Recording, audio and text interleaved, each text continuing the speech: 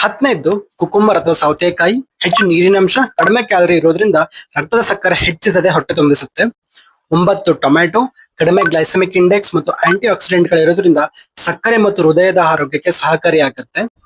8 cabbage ಅಥವಾ ಎಲೆಕೋಸು ಹೆಚ್ಚಿನ ನಾರಿನಂಶ, ಜೀರ್ಣಕ್ರಿಯೆಯನ್ನು ನಿಧಾನಗೊಳಿಸಿ ಸಕ್ಕರೆ ಏರದಂತೆ ತಡೆ ಹಿಡಿಯುತ್ತೆ. 7 ಕಾಲಿಫ್ಲವರ್ ಅಥವಾ ಹೂಕೋಸು ಕಡಿಮೆ ಕಾರ್ಬೋಹೈಡ್ರೇಟ್, ಅನ್ನಕ್ಕೆ ಪರ್ಯಾಯವಾಗಿ ಬಳಸಿದರೆ ಸಕ್ಕರೆ ನಿಯಂತ್ರಣಕ್ಕೆ ಸಹಾಯಕಾರಿಯಾಗುತ್ತೆ. 6 ಬ್ರಾಕೊಲಿ ಇದನ್ನ ಕನ್ಸ್ಯೂಮ್ ಮಾಡೋದ್ರಿಂದ ಇನ್ಸುಲಿನ್ ಸೂಕ್ಷ್ಮತೆ ಸುಧಾರಿಸಲು ನೇರವಾಗಿ ಅಸಹಕಾರಿಯಾಗತ್ತೆ. ರಿಚ್ ಗಾರ್ಡ್ ಅಥವಾ ಹೀರೆಕಾಯಿ 5ನೇ ಸ್ಥಾನದಲ್ಲಿ ಕಡಿಮೆ ಗ್ಲೈಸೆಮಿಕ್ ಇಂಡೆಕ್ಸ್, ಹೆಚ್ಚು ನಾರಿನಂಶ ಇರೋದ್ರಿಂದ ಸಕ್ಕರೆ ಏರಿಕೆನ ತಡೆ ಹಿಡಿಯುತ್ತೆ. 4 ಬಾಟಲ್ ಗಾರ್ಡ್ ಅಥವಾ ಲೌಕಿ ಅಥವಾ ಸೋರೆಕಾಯಿ ಇದು ಕಡಿಮೆ ಕ್ಯಾಲರಿ, ಹೆಚ್ಚು ನೀರಿನಂಶ ಇರೋದ್ರಿಂದ ರಕ್ತದ ಸಕ್ಕರೆಗೆ ನಿಯಂತ್ರಣ ಸಹಕಾರಿಯಾಗತ್ತೆ.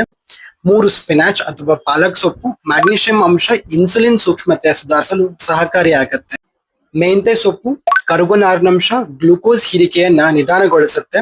1ನೇ ಸ್ಥಾನದಲ್ಲಿ ಬಿಟರ್ ಗಾರ್ಡ್ ಅಥವಾ ಹಾಗಲಕಾಯಿ ಚೆರಂಟಿನ್ ಮತ್ತು ಪಾಲಿಪೆಪ್ಟೈಡ್ ಅಂಶಗಳಿರೋದ್ರಿಂದ ಇನ್ಸುಲಿನ್ ರೀತಿಯಲ್ಲಿ ಕಾರ್ಯ ಮಾಡಿ ರಕ್ತದ ಸಕ್ಕರೆ ಅಂಶವನ್ನ ಕಡಿಮೆ ಮಾಡಲು ಸಹಾಯವಾಗುತ್ತೆ.